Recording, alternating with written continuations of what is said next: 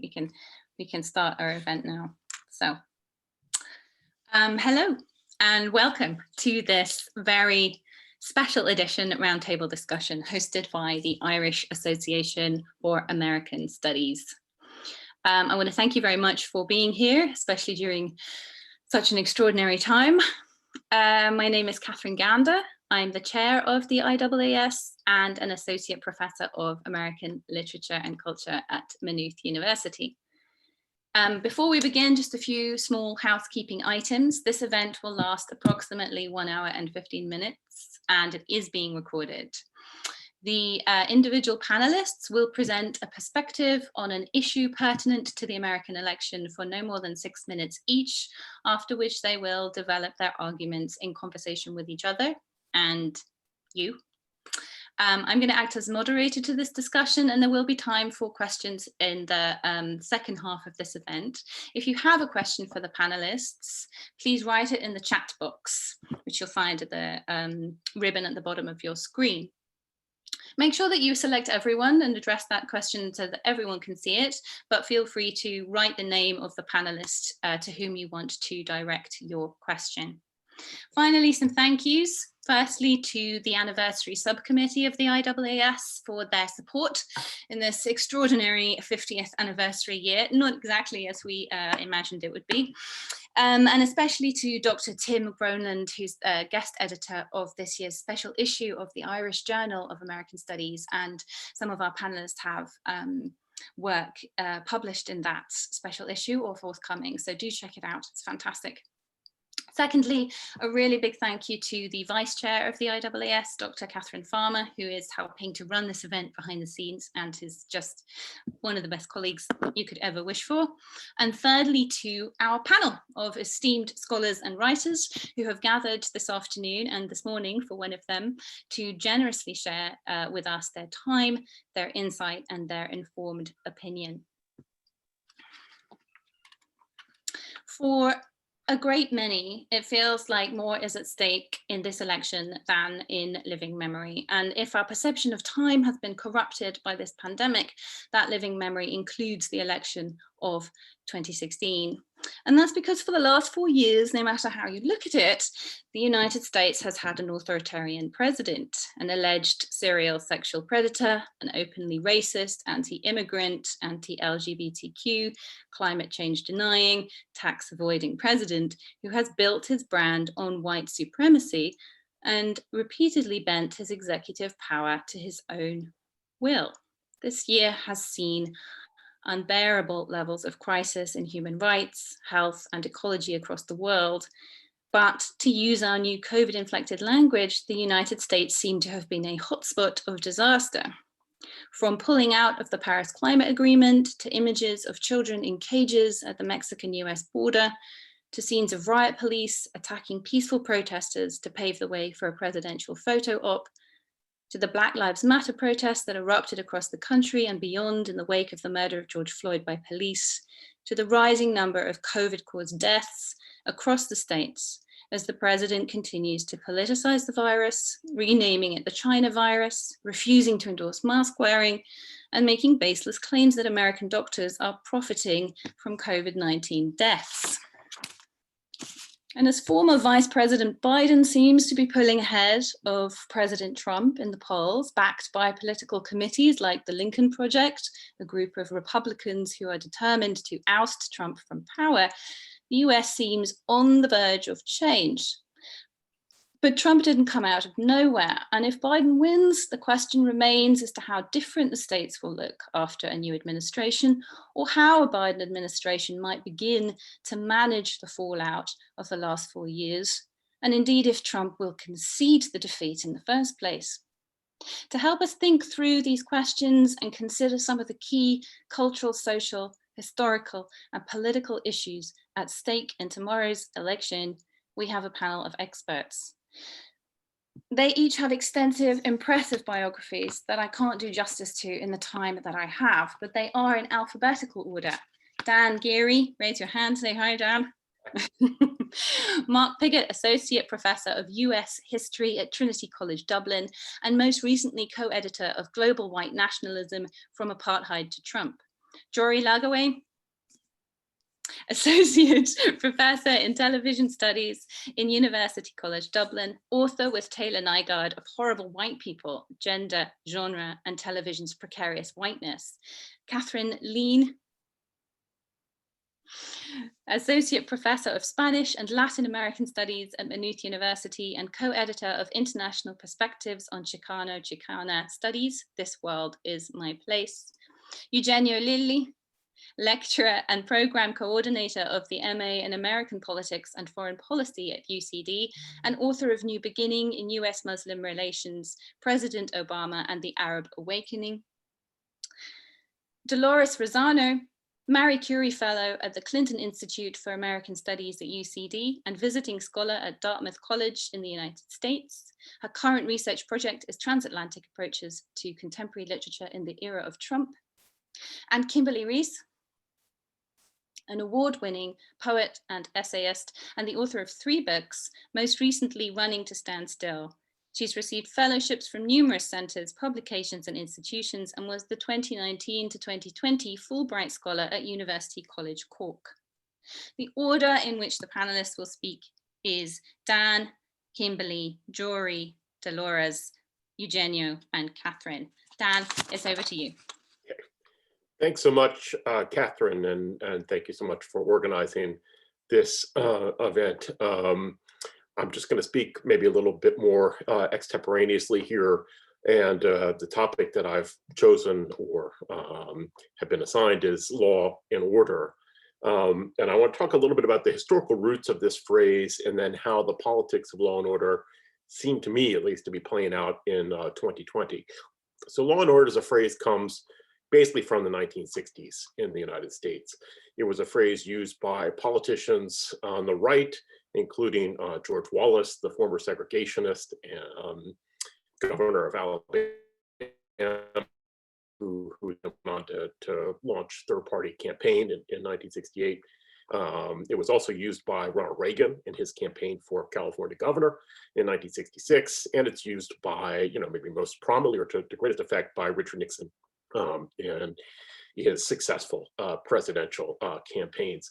So the phrase law and order is sort of associated with an attempt by politicians on the right to appeal to white Americans on the basis of seeking to preserve a certain kind of order that they saw as under threat by basically by the politics of protest, but also by crime, especially Black crime. I mean, that's the appeal, essentially. So dissent as well and crime are put together as a sort of disorder. And this is then conflated with the politics of race. I mean, obviously, crucially, this is the period after the Civil Rights Act had been passed, and conservatives, even to some extent, Wallace, who had repudiated his segregationism, but who appealed, more blatantly to race, they had said, well, they're no longer, about segregation. Now they're about sort of colorblind politics, but nevertheless, we're appealing clearly to racism. Now, the politics of law and order, I mean, sometimes people think about this as Nixon and the Southern strategy, and indeed the Republican Party takes over the US South, the former states of the Confederacy, which have been Democratic ever since the Civil War. So that's a part of it, but it's also crucial to say that law and order as a slogan could also bring in, especially when used not by Wallace, but by Reagan and Nixon, bring in moderate suburbanites throughout the country, really, throughout the regions, who didn't like to think of themselves as racist anyway, who may have seen themselves as supporters of civil rights in a more limited sense, but who were disturbed indeed by what they saw as a nation that was out of control, and were inclined to blame African-American criminals and dissenting folks out in the streets. Okay, so that's where the phrase comes, and it sort of works for Nixon. It keeps that coalition together as a slogan. Trump has sought to revive that slogan here in 2020. I mean, it was very much part of the Republican National Convention. It's part of his response to the Black Lives Matter protest exploding after the police murder of George Floyd. It doesn't seem to be working for Trump.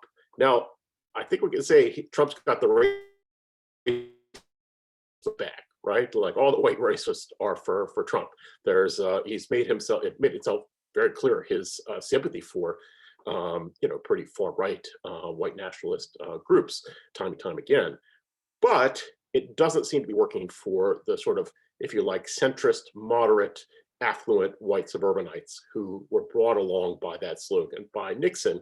Because after all, like if you want law and order, Trump's not your man. I mean, he's an agent of chaos. He's not an agent of law and order. He's never been in favor of law and order. He is a disruptive force, has been since day one. So he's poorly positioned, really, to play that role of saying that he's in favor of law and order, I think. So in that sense, the group that really seems to be most moving towards the Democratic Party at this time seems to be that sort of affluent, educated, suburbanite vote. That's where Biden seems to be picking up the most votes for Trump, it would seem, and that's where his appeal for law and order isn't winning. If you want law and order, your candidate is not Trump; it's Joe Biden. It would have been interesting had Bernie Sanders won the Democratic nomination, as he nearly did, who those moderate suburbanites would have chosen as the agent of law and order. But it's in Biden versus Trump, they're going to choose Biden. I think it's fair to say.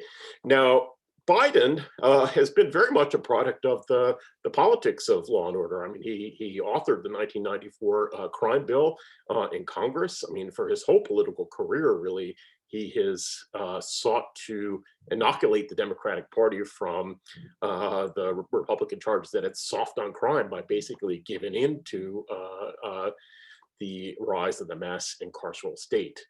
If Biden is elected, and of course, I'm no better than anyone else in predicting it. If Biden is elected, though, I think you're going to see a pretty serious conflict over this issue within his coalition, because he has two diametrically opposed groups. He's got moderate suburbanites who, certainly don't want to see videos of Black men murdered by the police, but also aren't interested in taking the kind of actions to reform to the criminal justice system that would be needed to stop those murders, not to mention all the other kinds of injustices that are occurring. So I think there'll be a pretty major conflict in Biden's coalition, because he's in a sense the candidate of moderate law and order, and he's the candidate that, not the candidate of Black Lives Matter, but he's certainly the candidate that those in the Black Lives Matter movement are choosing. So if he wins, I think we'll see this to be one of the major conflicts of his administration. Anyway, thanks very much. I look forward to hearing what everyone else has to say.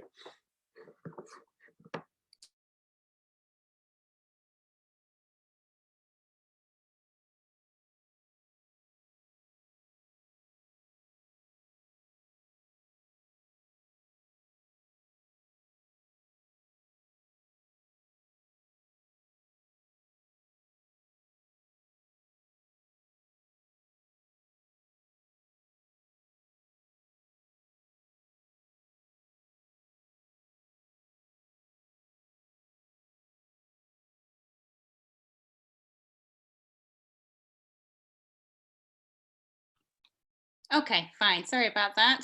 The host wasn't allowing us to unmute. Okay, thank you very much, Dan. Kimberly, are you able to unmute yourself now?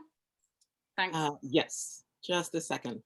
Okay, I have a PowerPoint for you guys. I am covering a topic that is vast and sensitive, so I've tried to make it as sort of historical and concise as possible. So let me start sharing my screen.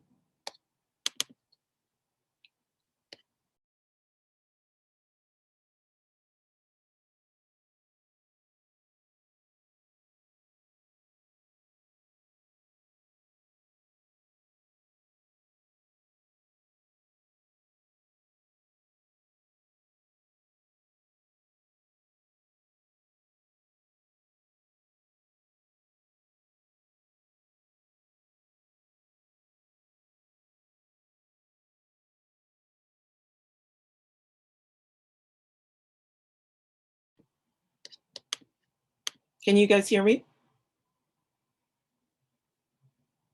I can't hear you. Yes, we can. Okay, thank you. All right, so I'm gonna try that again.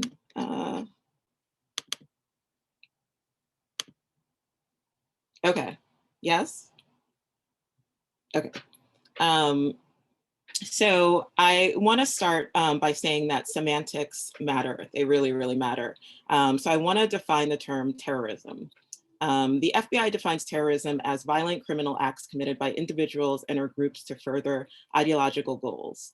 The media often refers to groups like the Boogaloo Boys and the Proud Boys, who Trump famously told to stand back and stand by during the first presidential debate, as the far right, the alt-right, militias, or maybe even white nationalist groups instead of what they are, terrorists. And we can't talk about terrorism or much of American politics without recognizing the original sin of slavery. The Electoral College itself was a way to deal with states with large slave populations actually ratifying the Constitution. In 1787, roughly 40% of people living in the South were the enslaved who couldn't vote.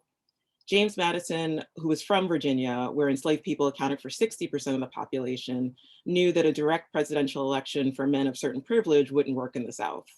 The result was the controversial 3/5 compromise, in which enslaved people would be counted as 3/5 of a person for the allocation of representatives, electors, and federal taxes.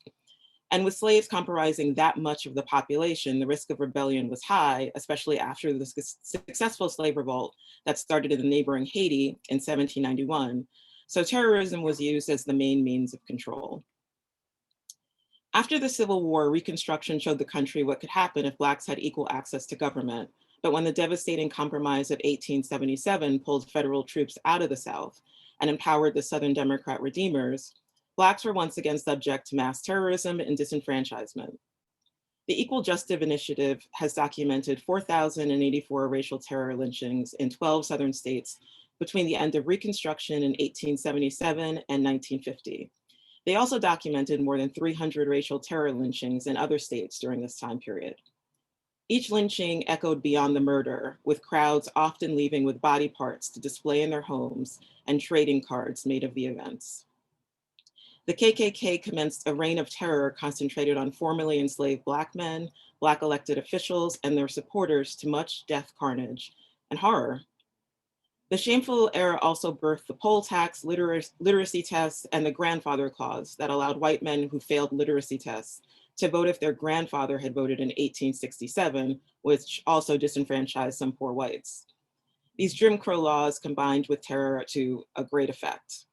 The terrorism also shaped demographics and further eroded democracy in this country, as lynchings led to the Great Migration, which then led to Southern and Northern gerrymandering, which again, not only affected the Black community. While there are too many incidents of terrorism to take a deep dive into here, I'll just say that Alabama became a focal point in the civil rights movement. On September 15th, 1963, Addie Mae Collins, Denise McClare, Carol Robertson, and Cynthia Wesley were getting ready for church services when a bomb exploded at the 16th Street Baptist Church, killing all of the 4-age schoolgirls. The church had been a center for civil rights meetings and marches. On March 7th, 1965, in an event that became known as Bloody Sunday, state troopers descended on peaceful protesters in an unprovoked attack on the Edmund Pettus Bridge in Selma, where protesters were en route to the state capital in Montgomery.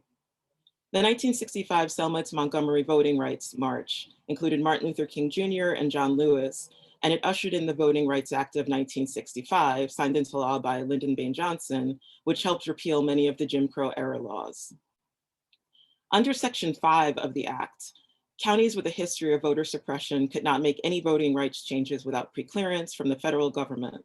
In addition, the Attorney General could request that federal observers monitor activity within the county's polling place. In 2008, Black and Latino voters surged to the polls in the election that brought Barack Obama to the White House.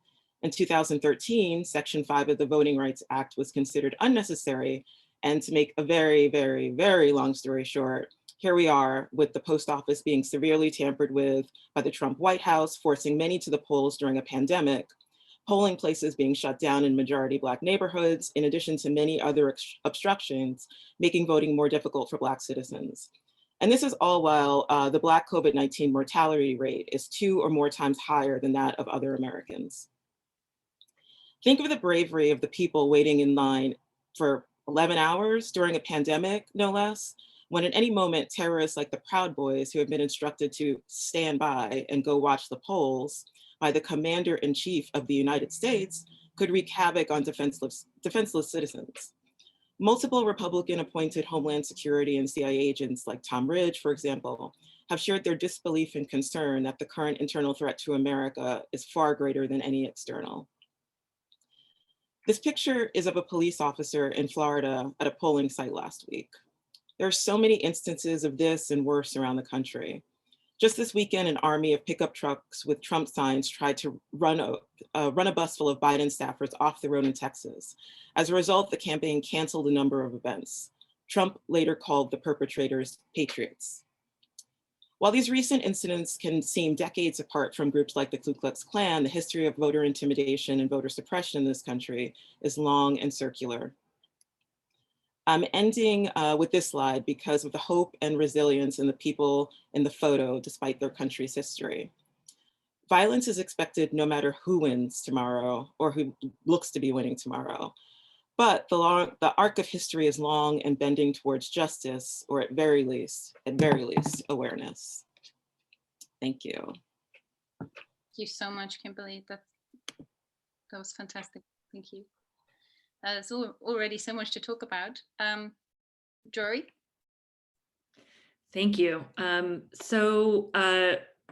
think one of my sort of overarching points that I wanted to make, I think, is going to be really uncontroversial in light of what has already been talked about, which is that there is no politics outside mediation. So there's kind of not a reason that I have to excuse why a television scholar is talking on this panel about an election and political events. And some of the images of white grievance that I'm about to show you, I think, are very much in conversation with what Kimberly was just talking about, and the images of anti-Black violence and Black death are as being part of sort of white terrorism. And the images of white grievance that are often played as jokes are very much part of that same media ecosystem and cultural environment of celebrating and spectacularizing white grievance and white despair, white stress, white sadness, white protest at the expense and in very stark visual contrast, like the way the images, if Kimberly was talking about grammatical semantics, we might talk about visual semantics, and how the images of anti-Black violence as well as Black protest are very, very different to those images of white grievance. So I'm going to show you I'm going to flip over to my own screen and show you some images right now.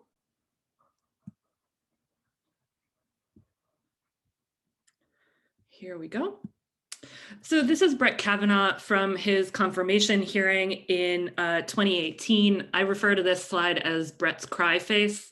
And it is obviously an image of really aggressive white male grievance coming from a man about to be appointed to the highest court in the land, a position of extraordinary power. And he's very sad that he was, asked to take responsibility and be called to account.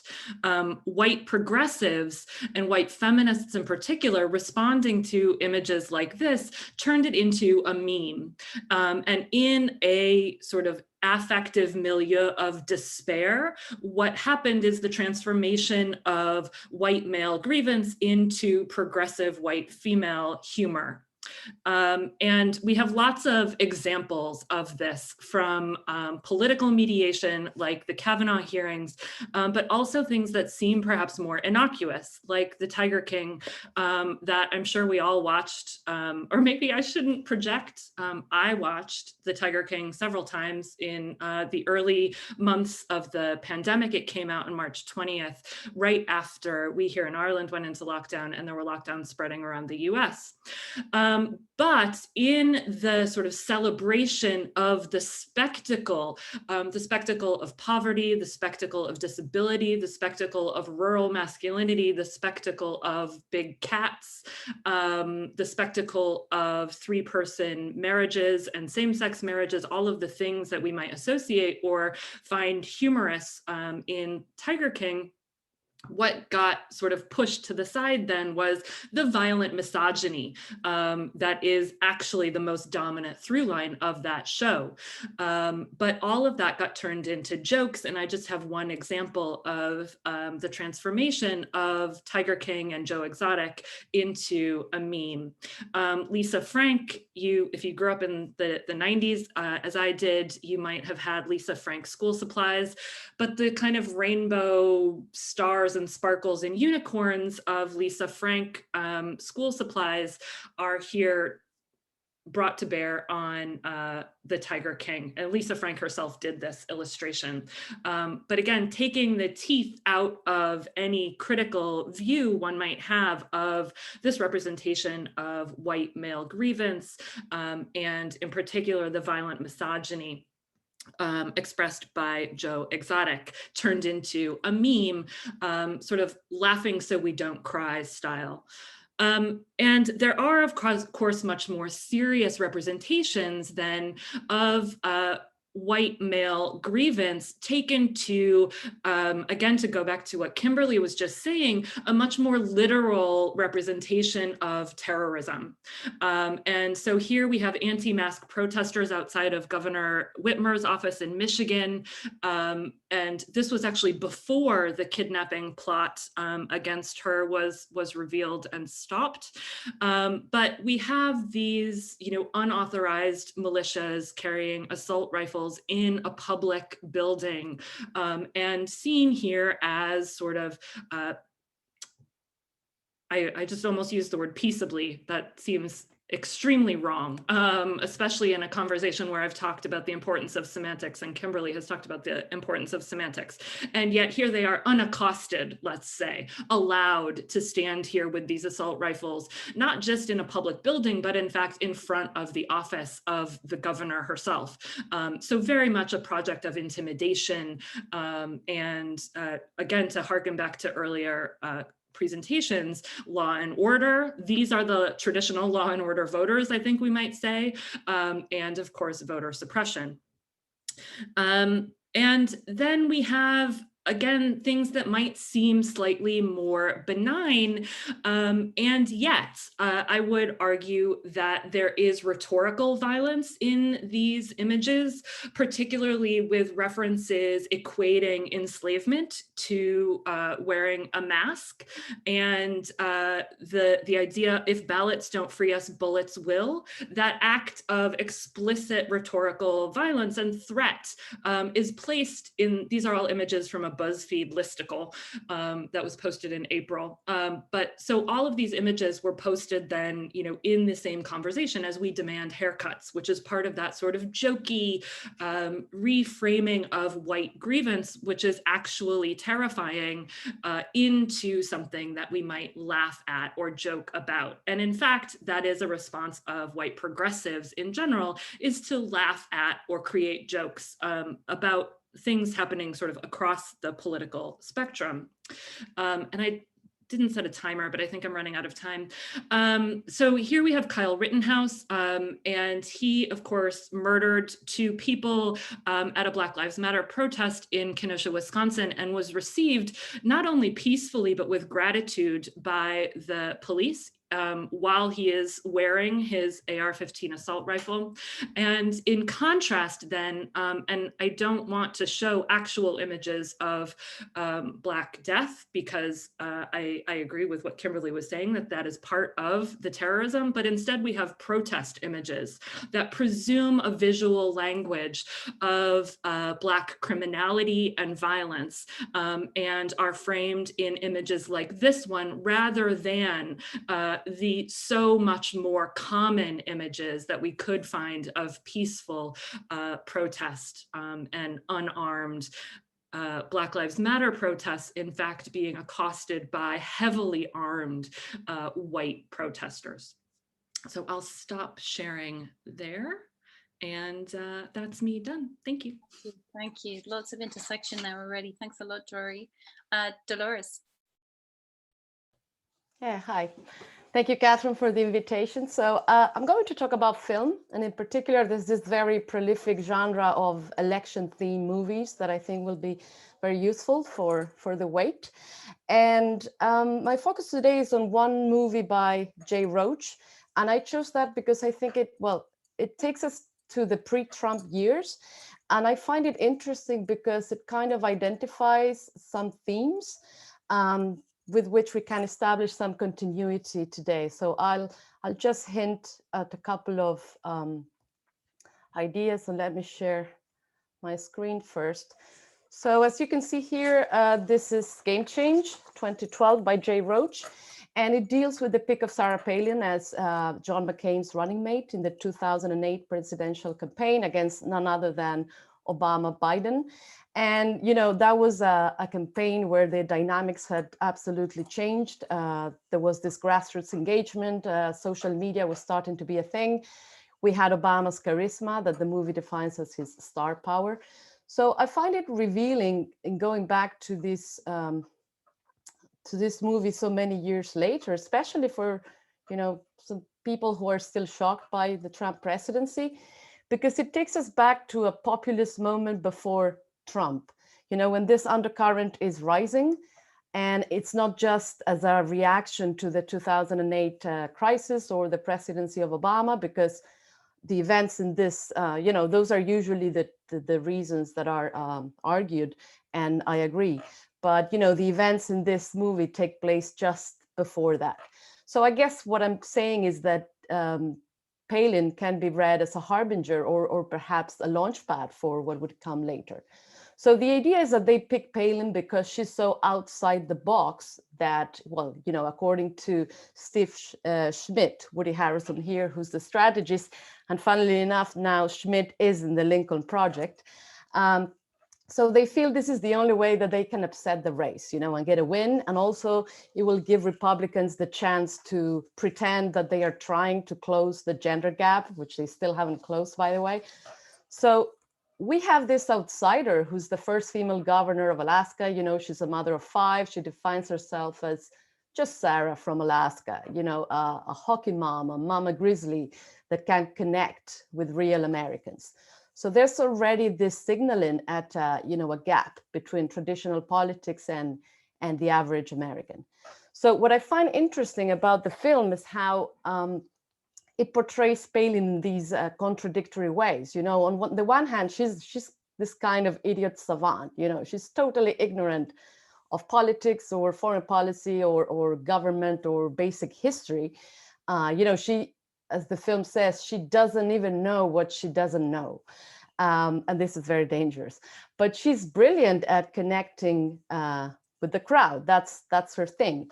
So there's this transition all through the film, you know, from the initial moments when the campaign is trying to hide her from the press because she's so ignorant, and they're trying to get her up to speed. You know, but Palin is struggling. She's overwhelmed. She's away from her family, and there's this constant tension with the Washington guys, you know, trying to mold her, and then the experts start questioning her sanity. You know, like she's mentally, they call her irrational, and she's mentally unstable, and they get this doctor to check up on her behind her back, and so the film, in a way, is very sympathetic to Palin and does a great job of humanizing her, but at the same time, you know, tries not to condone, let's say, this reckless choice. And there's scenes like this where I think the, you know, have all these men, these white men trying to teach Palin something, and this kind of opposing perspective kind of gives you the dialectic already of the people versus the elites, which is at the heart, you know, of the populist style. But in this case, it's within the campaign itself. So eventually what happens is that they realize that Palin is this great performer, and so they don't actually need to teach her anything. She can just like learn 25 lines and be safe. But by this point, Palin is totally aware that she has power over the campaign because how she can rally the crowds. And so she goes, you know, totally rogue. And this is where I think the movie gets interesting, because her ignorance becomes a sign for her, as, you know, a sign that she's in touch with real America and that she does not bend to the establishment. So without giving too much away, here is where it starts getting darker, let's say. You know, McCain is trying to tone down the rhetoric, but, you know, Palin is totally unleashed, so are the crowds. The cat is already out of the bag. And so, well, we all know how that election turned out. They lost. And in the end, the campaign manager kind of says, well, you know, it wasn't a campaign, it was a bad reality show. And they kind of dismiss Palin, saying, well, in 48 hours, nobody will remember who she is. But as the movie ends, it kind of fades out to this final image. And we all know, you know, the movie is from 2012. So we all know that Palin went on to be a leading figure in the Tea Party, even though if later she kind of left politics to have her own reality show, Sarah Palin's Alaska, I think it was called. So to finish up, I'm not claiming that this movie is prescient in any way, but I think, you know, it was released in 2012, as I said. So what I think is quite accurate in the political analysis of identifying a moment of transition where the energy, you know, is changing, and the energy is already there. And it identifies a number of themes with which I think, you know, are at the center of today's politics, which is having this candidate who's an outsider, a candidate who is a celebrity or has the potential to be one, the notion of the media as entertainment, this conflation of politics and spectacle, the view as the press corps as all the time out to get you, and last but not least, this rise of anti-intellectualism as, you know, as a legitimate political claim. And I'll stop there. Thank you. Let me see if I can, okay. Thank you so much, Dolores. Okay, Eugenio.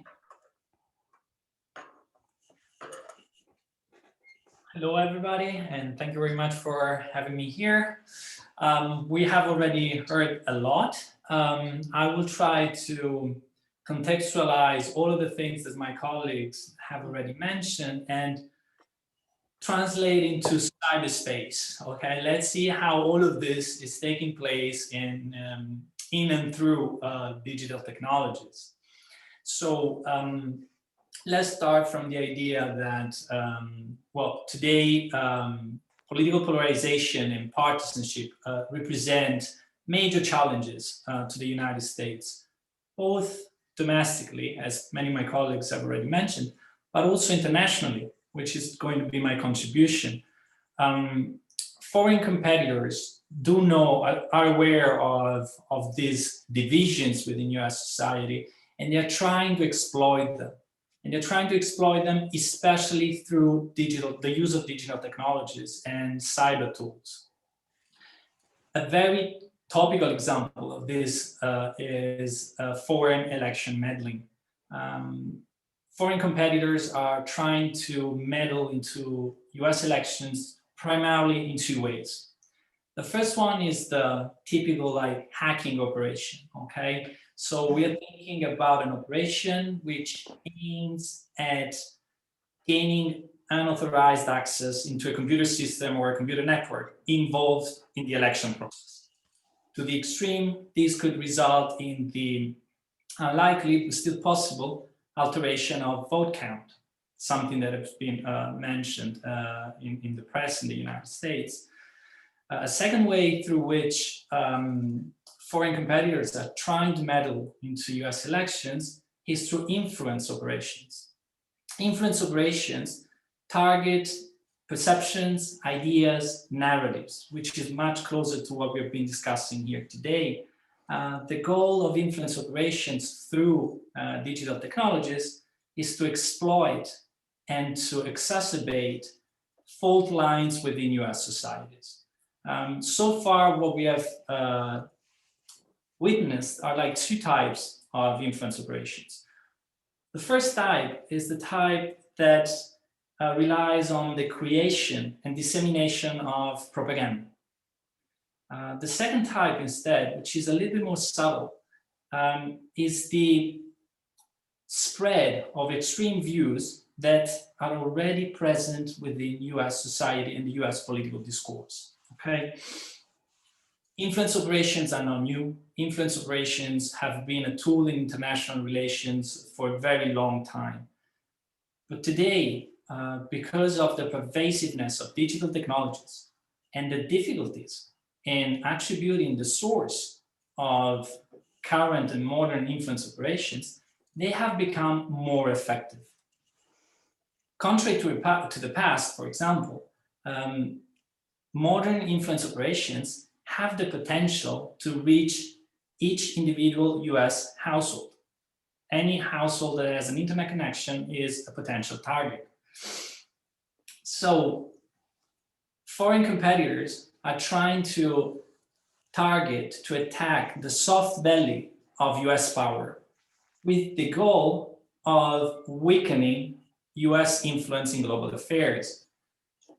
Although this might seem like a long jump forward, leap forward, the idea is that a divided society, a state with a divided society, it's a weaker state. In fact, it can be argued that a state with a divided society will find harder to muster support for both specific foreign policies and also for to find consensus or even agreement on the broader role that the United States should have in world affairs. So this is what I want to throw out there and see if it can spark a little bit of controversial debate. Ooh. Thank you. Thank you, Eugenio. Thanks a lot. And finally, but not least, Catherine, who's going to talk about how technology is used in a different way. Thank you, Catherine. So I'm going to talk briefly about a work by Alejandro González Iñárritu, a 2017 virtual reality installation called Carne y Arena, or Flesh and Sand. And I'll briefly consider whether this piece and other filmic works from Mexican directors have been effective in highlighting issues relating to the US border, migration, and diaspora. So Iñárritu is one of the so-called three amigos pictured here, namely Alfonso Cuarón and Guillermo del Toro also. All three have enjoyed critical and commercial success in Mexico and the United States, but they've also been criticized for not addressing the contemporary reality of Mexican migrants in the United States. Iñárritu is the only one to have addressed migration directly in his 2006 feature Babel, which features a disastrous border crossing by an undocumented Mexican woman. In the pre-production stages of Carne y Arena, the director collaborated with migrants from Mexico and Central America in reenacting their journeys to the United States, first in a theater workshop and later in the Sonoran Desert, where their interwoven stories were combined to make a composite drama that is the centerpiece of Carne y Arena. So there are many descriptions of this work online in reviews and articles, but because it's an individual experience, I'll base this description on my own visit to the installation in Milan in 2018. So when the visitor goes into the installation, they're in a darkened entrance hall and they see this image of a heart. So as we can see here, this is actually a map bisected by a dotted line that divides it into two sections. The play on the words. I'm sorry to interrupt. We can't see your screen. Oh, sorry. Okay. Oh no. Don't worry. It's remarkable we've got this far. Okay, can you see it now? No. Let me click out of it again. I'll try again. If you go to the bottom, the green button of share screen at the bottom. Yeah. Any luck this time? No. Okay.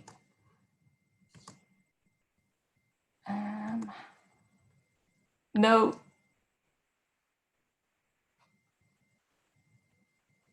That's not working. No, sorry. Okay, will I try it once more and then keep going? I'm sorry about this. So yeah, no worries if you can't. Yeah, okay. It's a pity though, because it's not great if you can't see the It images. worked before. Yeah, I know. I don't know what's gone wrong with it, because it seems all right to me. Okay, well, I'll try once more and then I'll have to give it up. I'm sorry. Not a I problem. don't want to take up all the time here. No. No. No, all right. Okay, you'll have to take my word for it, I'm afraid. Okay, so that's a shame. But basically, when you go into the entrance hall of the installation, you see a red heart, which is illuminating this dark corridor, and it's divided in two. And you have a play on words. On one side of the heart, you have the word US, which could be us, and on the other, you have them, which is also THEM. And this, of course, suggests the othering of non-US people in the United States. But at the same time, the fact that the heart transcends the border reinforces the idea of a shared humanity. So the visitor then proceeds to a kind of holding room, and this is meant to replicate the holding rooms that detained migrants are held in until they are processed. And this is an extremely cold room, and you're also asked to remove your shoes and socks, so this intensifies the experience of cold. Then you go into a large circular space with a sand floor, and this is surrounded by neon orange lights. So I actually don't have any images of this because you weren't allowed, obviously, to bring in any recording equipment. But basically, you're in the Sonoran Desert just before dawn. So again, it's extremely cold, and you put on an Oculus Rift VR headset, and when the images come into focus, you see a group of undocumented migrants coming towards you. And so you are in the desert with these avatars of the migrants whose stories are told through this drama. And very quickly, a helicopter lands. This is deafening. It seems very close to the viewer. And the Border Patrol, who are heavily militarized, sweep in and violently arrest this group of undocumented migrants. So almost as quickly as they appear, they're taken away, and the visitor is left on their own again in the desert. So the aural component of the installation is perhaps the most affecting. You know, it's extremely loud. Everything happens very suddenly. And also because the sensors can pick up where the visitor is in the room. At one point, a gunman points a gun at you, you know, and tells you to put your hands up and so on. So it's quite frightening and disorientating.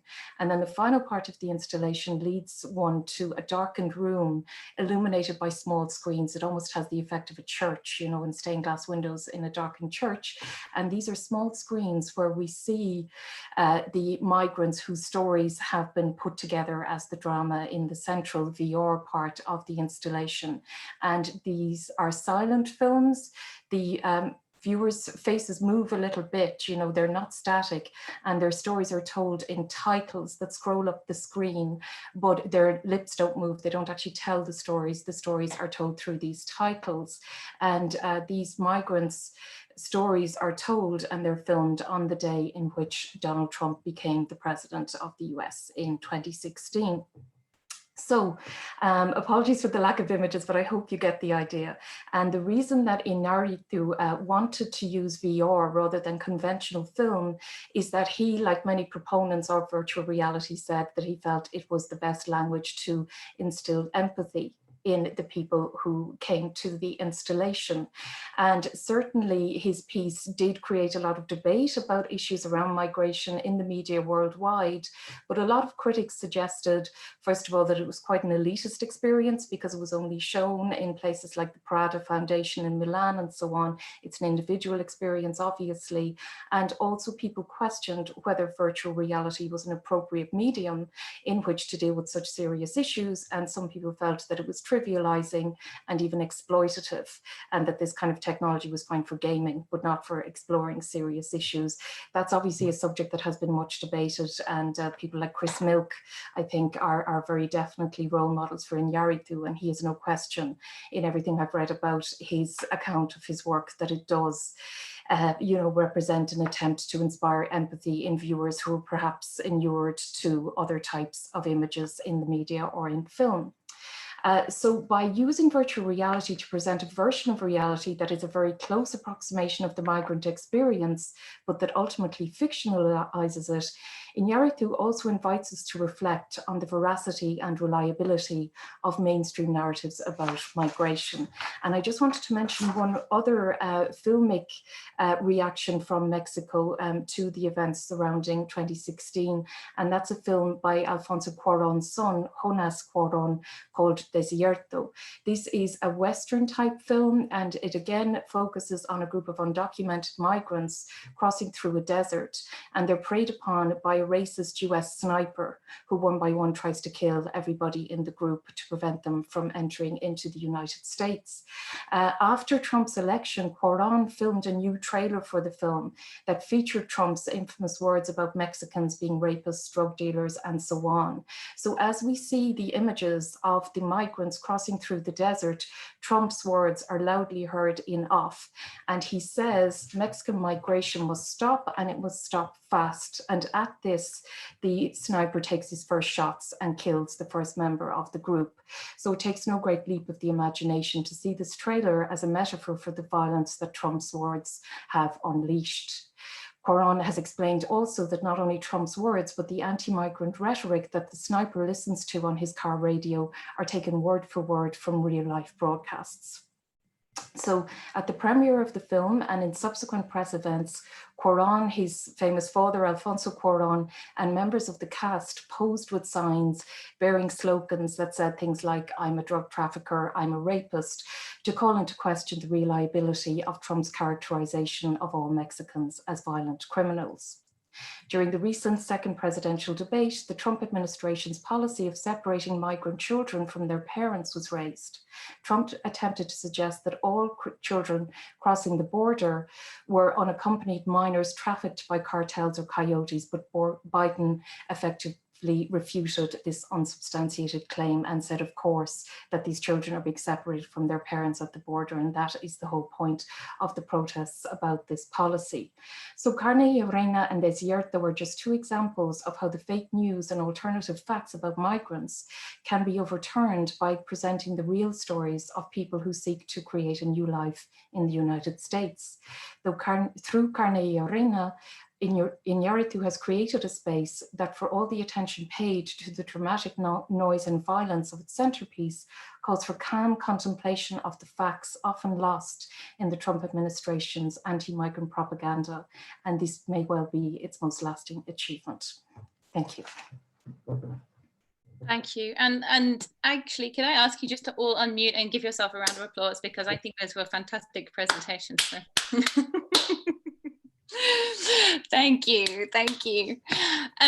Okay, so we already have a question from an audience member, and I've also been kind of milling over some of the ways in which your presentations connect. And I'm going to come back to some of the things I've been thinking about, I think, and just leave space for the attendees at this stage, because I can get you in other ways. But one of the things that has been kind of filtering through my mind as I was listening to this is the idea of kind of empathy that you were talking about, Catherine, and the kind of manipulation of empathy in the manipulation of our various kind of social media platforms and ways in which we're interacting, which of course are kind of heightened right now because we're not able to kind of interact in any other way. But also how grieving is articulated and used by different groups. I'm thinking also of, Claudia Rankine's pretty famous essay now about, the condition of Black life as one of mourning, and how the Black Lives Matter movement kind of used that idea of mourning and making visible to push against what you were talking about, Jorie, Black death, and also Black death spectacle, although there are kind of problems with that as well. So we kind of think of different media platforms for using these ideas. So I'm going to come back to that idea and keep it kind of percolating. But in the meantime, this is from Claire Sheehan to all panelists, but especially to Jorie. So maybe if Jorie would like to pick this up and then anyone else would like to join in.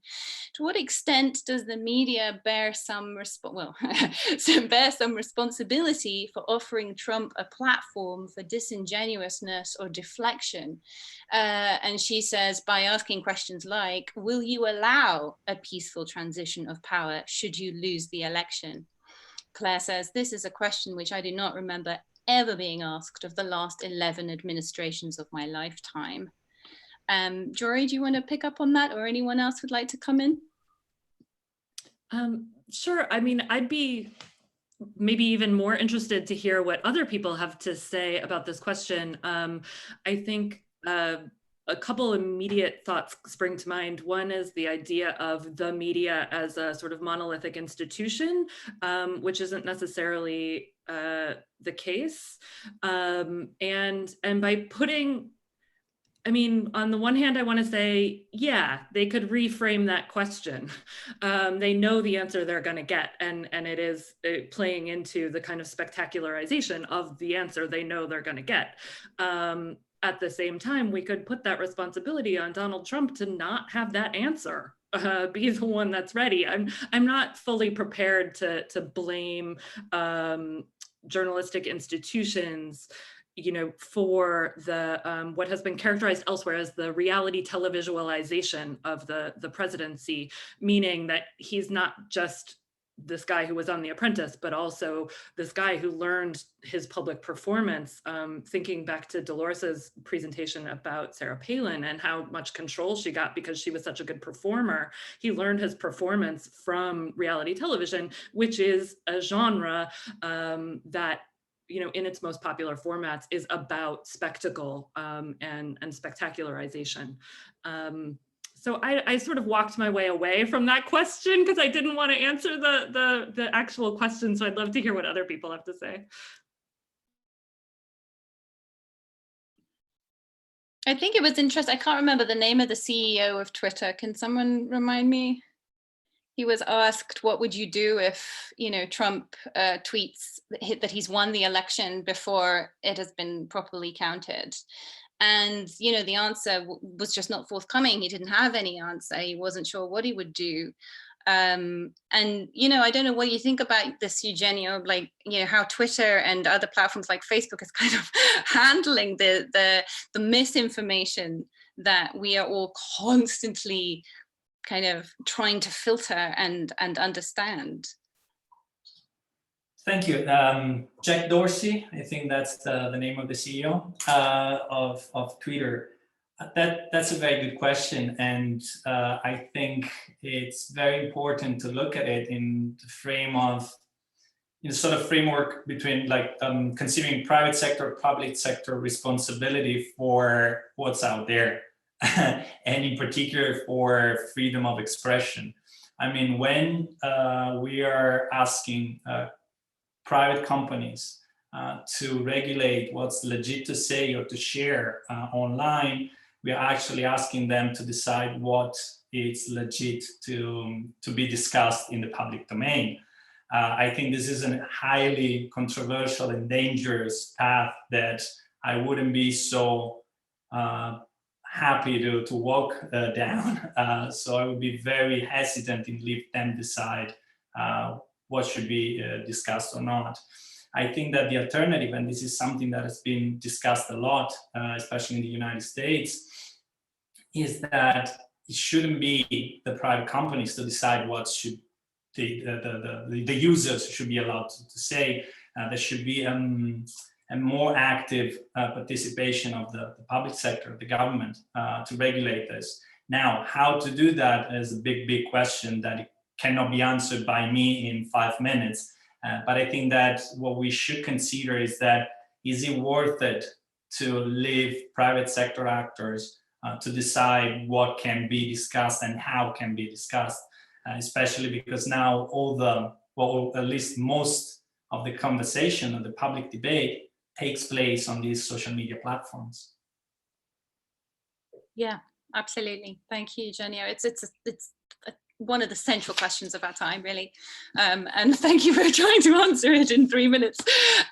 This is a question from Matthew O'Brien to Dan and Kimberly especially. Thank you so much, all fascinating presentations. I'd love to get the views of both Dan and Kimberly on the historical significance of a third Reconstruction. Historians like Robin Kelly have talked about this moment as one of hope for the future of Black America. How is the momentum maintained at a grassroots level?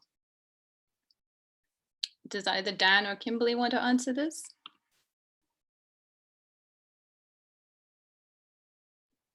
I can start, I guess. Dan perhaps might be more familiar. I have to be honest, I haven't read Robin Kelly, but I am a little bit, the third Reconstruction is just in itself a little bit surprising to read, because obviously the first one never even really happened. As I said, the Compromise of 1877 pulled troops out and it was over. It was just over then. And I can't imagine when there was a second one. So I don't know anything about a third. But so far as the momentum maintained at a grassroots level, I mean, look, historically, this kind of change takes a really, really, really, really, really long time. And we're like, I don't know, just a couple of generations, if that, one generation outside of Jim Crow, and a couple of generations out of slavery. So of course, you know, change should happen immediately, but we know it's not going to if we look at historical models.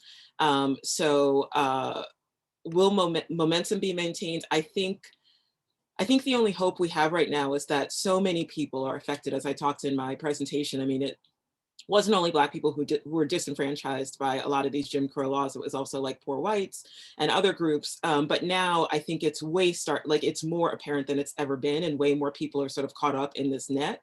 So I think that for that reason, I think this movement is going to sort of like, the momentum is a bit stronger than we've seen in the past. You know, it's not just one group fighting for rights. I think a lot of people feel way more affected by this administration.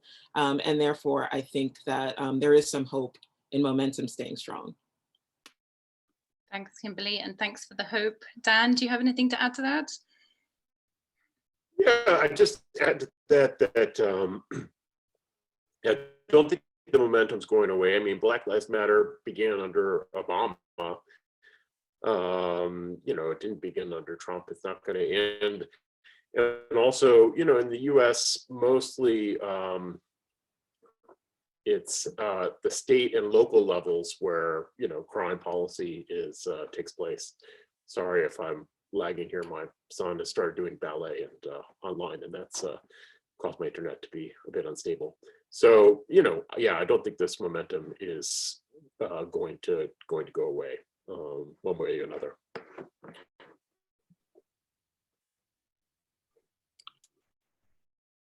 That's good. That's really good. That's good to hear. I think I've had a lot of kind of discussions with people lately about the fact that, you know, Trump tells the Proud Boys to stand by, that there's already been so much violent voter suppression and intimidation, you know, across the states, especially in the swing states. And many people are kind of prepared for violence, really, over the next few days. And so, you know, a question from Kate here, who's been hiding behind the curtain for the duration of this roundtable, is how should we as citizens and witnesses be prepared to act in the event of a legal or violent challenge to a smooth transition of power on or after election day? Is that an easy question? It's not an easy question to answer, but what do people think about this prediction of violence, and how might people, citizens, witnesses be best prepared to respond to it?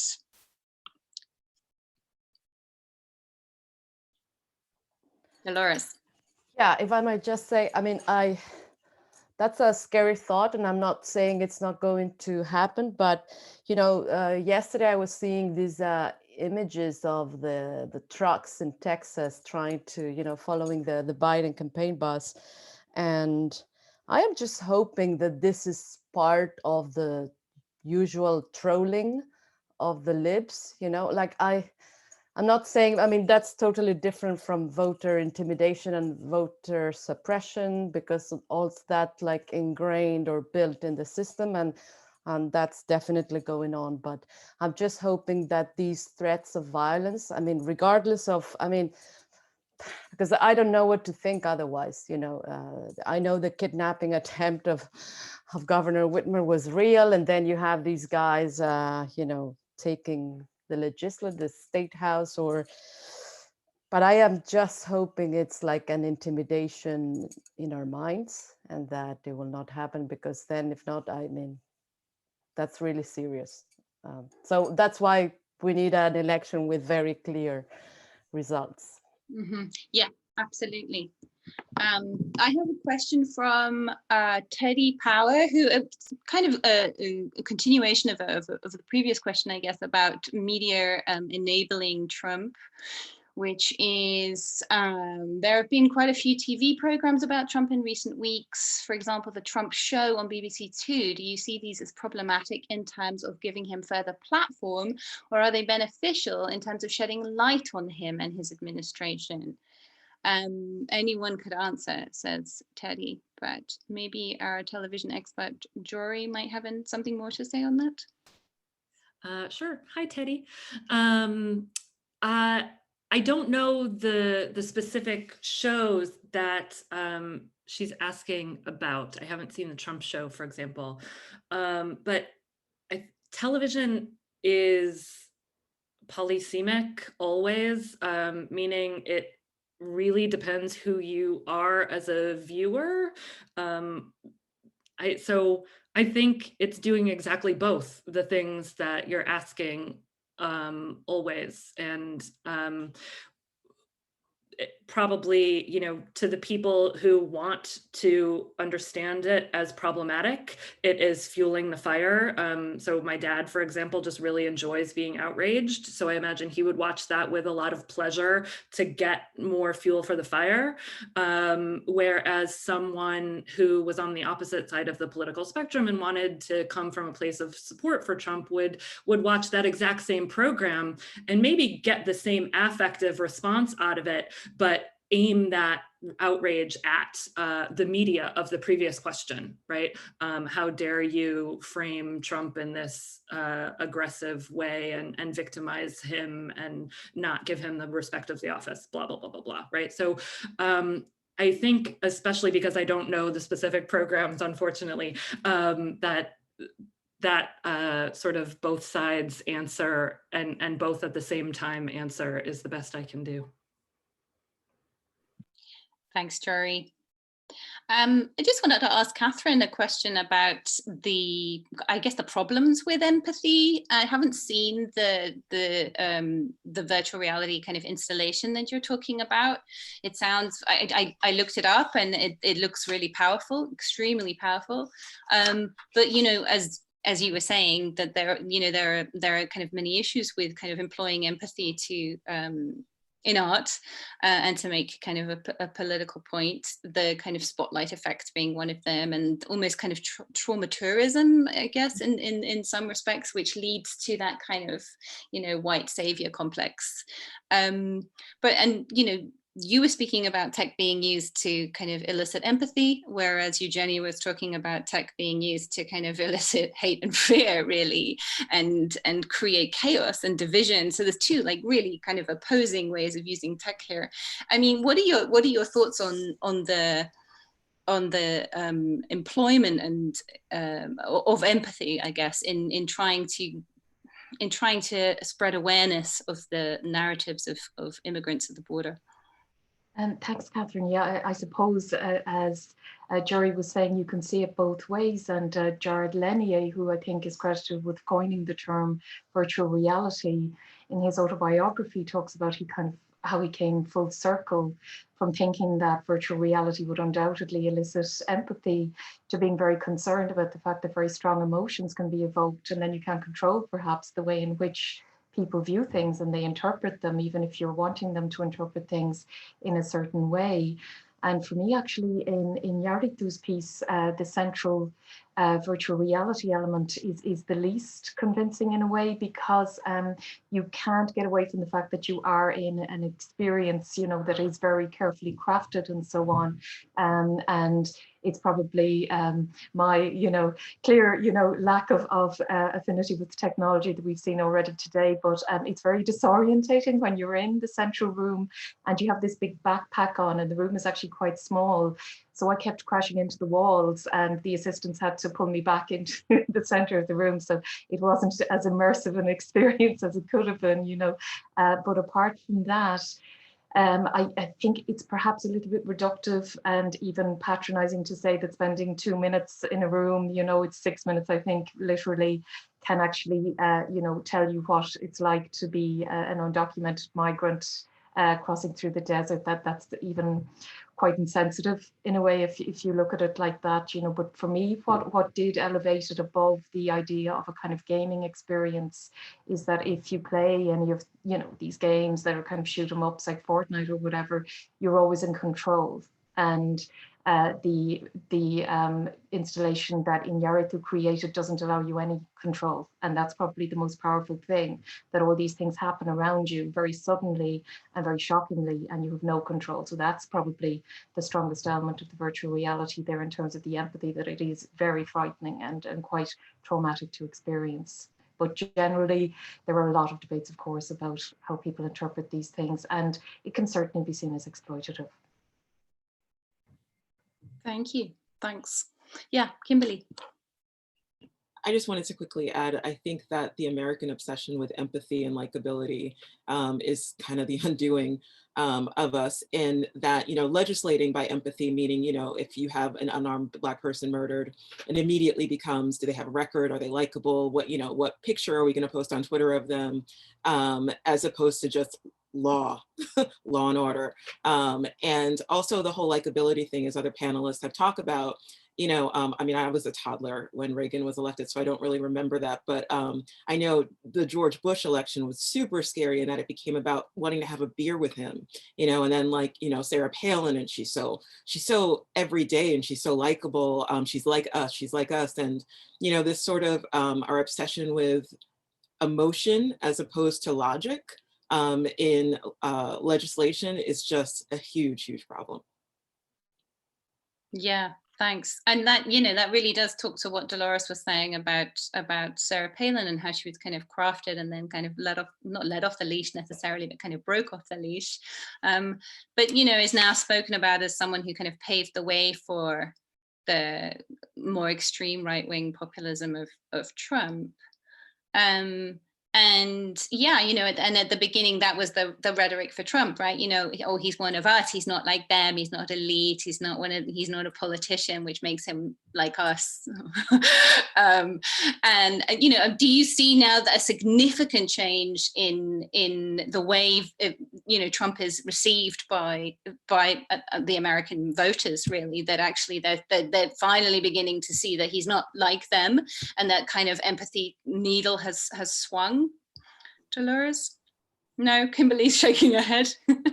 Yeah, I totally agree with Kimberly. No, it doesn't, because I think the game is different. It's you know, it's this us, the elites versus the people, and then you think, like, where does Trump fit within the people? You know, he doesn't even pay taxes. He's a millionaire or a bankrupt millionaire, who knows?